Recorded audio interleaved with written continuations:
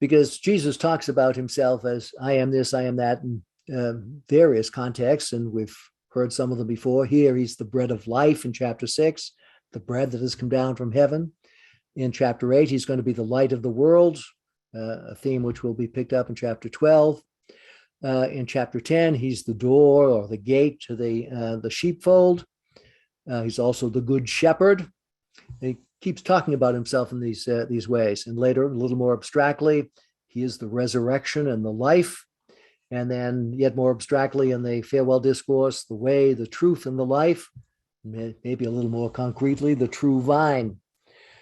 So he identifies himself with various kinds of symbols, and we have so many of them floating around. How do they relate to one another, and what are they doing as a collection of symbols? One of my little essays talks about that a little bit.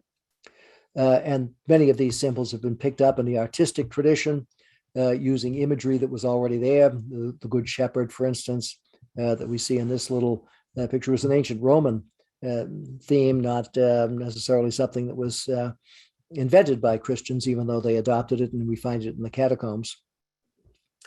But the thing that's most intriguing is the I am sayings that don't have one of these predicates. They don't have Jesus identifying himself as something.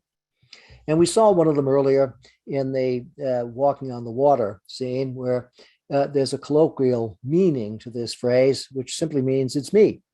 Don't be afraid. It could signify something else, but at the colloquial level, that's all it need to signify. Like so much else in John, yeah, there might be something else going on. And eventually John brings that out, that something else is going on. In chapter 8, in the middle of the dialogue, he talks about when you lift up the Son of Man, you'll know that, ego eimi in Greek, it's me. Or are we to know not that it's me, that the Son of Man is me, but that I am. And the final instantiation of this little trope in the heated discussion between Jesus and his opponents in chapter 8, he says, before Abraham was, I am. And here, it's not, it's me. There's an allusion here to language used by the character of God in the Old Testament in his revelation to Moses in Exodus. And some people asked about this because I alluded to it in the first lecture. And what we have going on here is an allusion to the way in which this language is translated in Greek. Okay, it's either or both from Exodus 3:14 or from Isaiah 43:11 and related verses, where you have the character of God speaking, saying, I am the Lord.